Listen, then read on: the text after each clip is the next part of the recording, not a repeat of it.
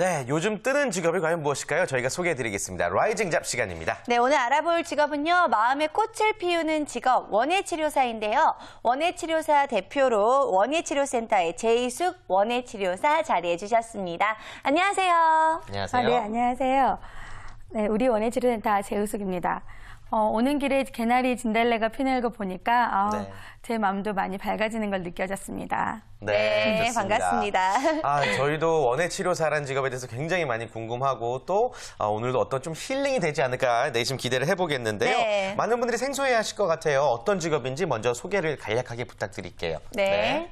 네, 먼저 원예치료에 대해서 설명을 해드릴 것 같은데요. 네. 원예치료는 식물을 통한 원예활동을 통해서 사회적, 교육적, 심리적 혹은 신체적 적응력을 기르고 이를 통해서 육체적 재활과 정신적 회복을 추구하는 전반적인 활동을 의미합니다. 네. 이는 살아있는 식물과 교감을 느낄 수 있고요. 또한 우리 인간이 가지고 있는 녹색에 대한 본능적인 그리움을 가지고 있기 때문에 아픔을 느끼지 않고 치료가 된 편안함을 느끼면서 치료가 되는 전인적인 치료 활동이고요. 원예치료사는 이러한 원예치료 활동을 수행하는 전문가입니다. 네. 식물을 통해서 정신적인 것뿐만이 아니라 육체적인 치료까지 가능하다라고 말씀을 해주신 건데 왠지 요즘 힐링이 대세잖아요. 그쵸. 힐링의 대표 주자가 아닐까라는 생각도 네. 듭니다. 자, 그렇다면 원예치료사는 어떤 사람을 대상으로 해서 어떤 활동을 펼치는 분이신지 일에 대해서 좀 소개를 해주실까요? 네. 원예치료사의 활동 범위는 대단히 광범위하지만 대표적인 활동 분야는요. 일단 정신적, 신체적 장애인의 재활치료나 직업교육, 또한 정신과나 재활의학과 환자들에게 정신과나 재활의학과 환자들의 병원의 재활치료도 이용할 수 있고요. 네. 지역 주민의 건강을 위한 정신보건센터, 그리고 요양원이나 양로원의 어르신, 또한 농업기술센터나 주민자치센터의 생활원의 교실도 가능하고요. 네.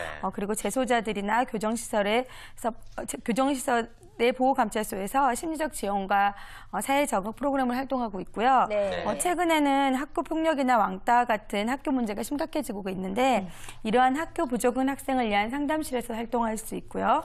그리고 또한 특별한 문제나 장애가 없는 일반 학생들을 위해서 자연 및 환경 교육의 소중함을 일깨워주는 교육 현장에서도 활동하고 있습니다. 그렇군요. 네. 정말 다양한 사람들에게 자연과 환경의 아름다움을 알려주시고 마음의 치유까지 해주고 계신 것 같습니다. 네.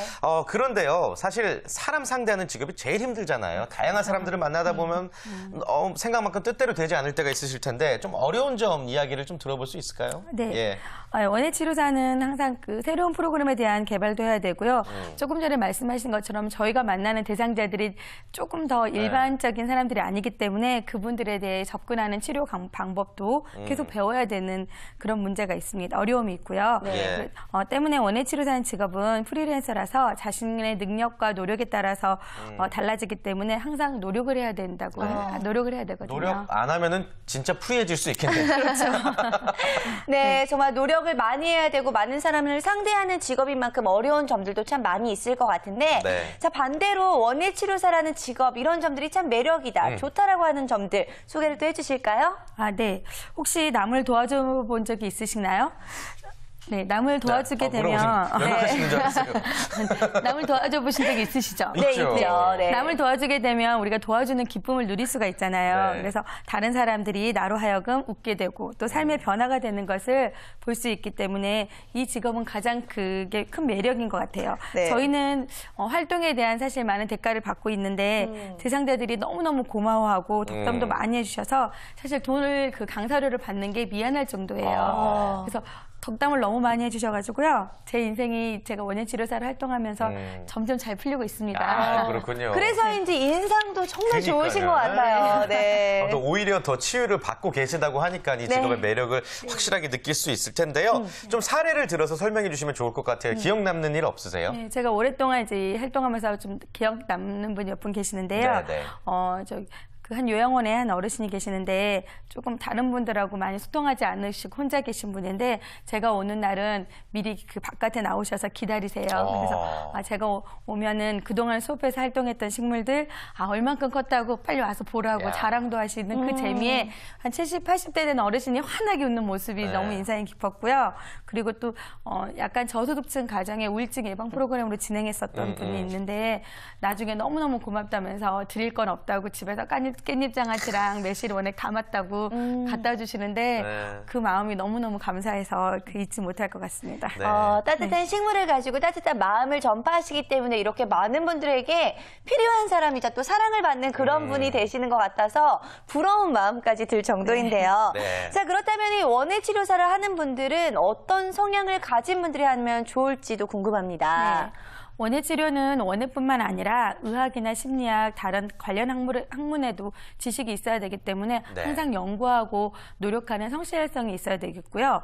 그리고 무엇보다 남을 도울 수 있는 봉사정신과 또 인내심이 필요합니다. 그리고 또한 우리가 대상자들에게 힘을 줄 수 있는 사람이어야 되기 때문에 자신감과 긍정적인 마인드가 있으면 더 좋겠지요. 네, 근데 저는 사실 원예 치료사분을 지금 선생님밖에 만나보지 못했기 때문에 잘 모르겠는데 굉장히 말투 자체가 이 차분하시고 뭔가 어른스러운 그런 느낌이 드시는 것 같은데 저도 이런 거 좀 관심 있거든요. 네. 저 같은 말투의 사람은 원예 치료사 하면 어떨까요? 좀 지나치게 발랄하긴 한데. 너무 좋으신데요. 일단 에너지가 넘쳐서 다른 사람들한테 힘을 줄 수 있을 것 같아서 참 예. 좋긴 할 것 같은데요. 좋긴 할 것 그래요? 같다라고 하면 한다고 중간이 못 해주시고. 점점점. 그래요? 네. 일단은 아니, 그러니까 예. 너무 강하신 분이면 상대방이 다가올 때 네. 약간의 좀 약간의 위축이 될 수가 있기 때문에 예. 그런 점에서는 제가 약간 좀 부드러운 게 좀 좋은 것 같아요. 네. 왜냐하면 자기는 이걸 못하는데 저 사람은 너무 잘하기 때문에 아. 상대적인 위축감이 들 수가 있잖아요. 네. 그래서 약간 조금 부드러운 성향이 있는 분들이 훨씬 더 많은 활동을 하고 계시더라고요. 저도 서희 씨는 큰 성공 가능성은 없는 걸로. 아니에요. 말투를 바꾸면 좋은데요? 아주 좋은데요? 가능하지 좋은데요? 않을까요? 네, 이렇게? 네, 알겠습니다. 아유, 어렵네요. 아니, 그나저나 좋습니다. 저희 원예치료사 뭐 대본에 여러 가지 질문 나와 있지만 개인적으로 제가 궁금한 거는요. 식물을 많이 만나보시고 식물에 대한 정보도 많이 아시잖아요. 네. 저희 MC 둘을 좀 식물에 비유하자면 좀 어떤 식물일까요? 저희 봄이라서 뭐 예. 우리 김태진 김태진 씨는요. 네. 제가 처음부터 봤을 때 약간의 그 호접란에 하얀 호접란처럼 좀 분위기 있는 그런 느낌이었고요. 네, 우리 좋네요. 또 윤선희 씨는 약간의 후리지안 향기처럼 발랄하고 상큼한 네. 예. 그런 이미지의 꽃이 생각났거든요. 우리 지아 향기로운 꽃. 네. 저희 너무 소녀 같은 아름답게 꽃. 표현을 또 해주신 것 네. 같아요. 그러니까요. 근데 저는 치료사님을 처음 뵀을 때 목련 같은 느낌이 들었어요. 너무나 좀 포근하고 따뜻한 봄날 같은 그런 느낌이 들었는데 예. 저희끼리 또 이렇게 계속 칭찬하면 시청자 여러분들이 안 좋아하시죠? 네. 알겠습니다. 아무튼 좀 궁금한 거 다시 한번 계속해서 여쭤보죠. 네. 그렇다면요.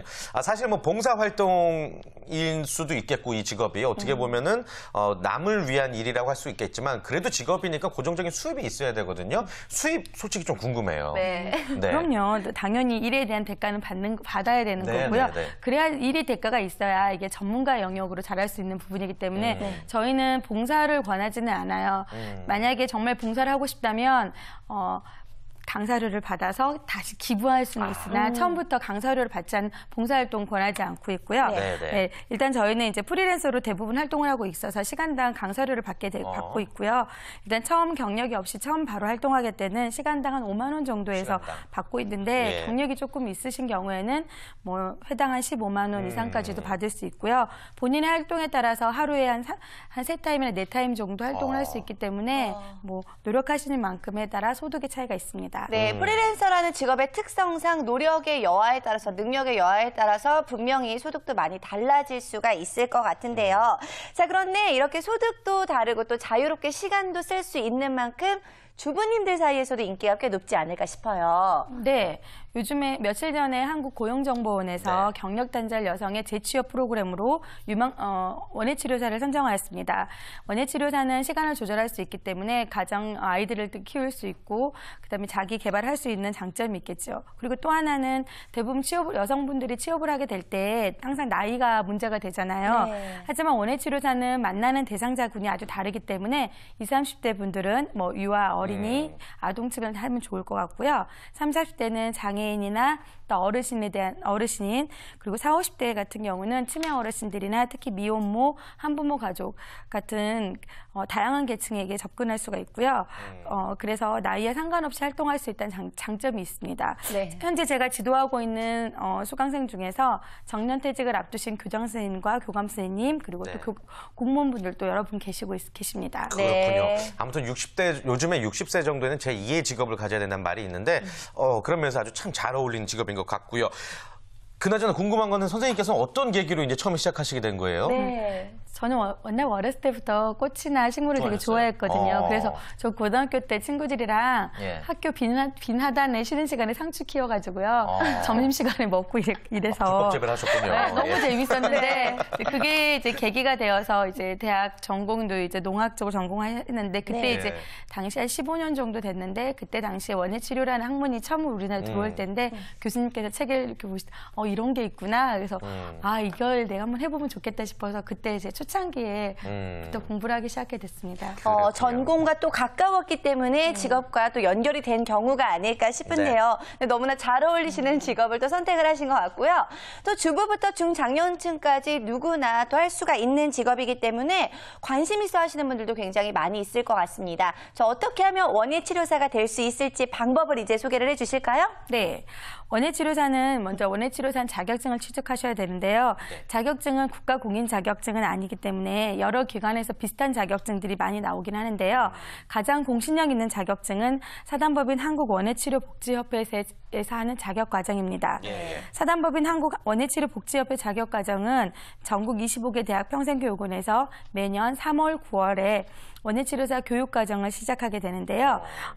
그래서 가까운 대학 평생교육원이나 아니면 원예치료복지협회에 문의하시면 가까운 곳을 찾을 수 있습니다. 예. 원예치료사는 현재 1, 2, 3급으로 나눠져 있고요.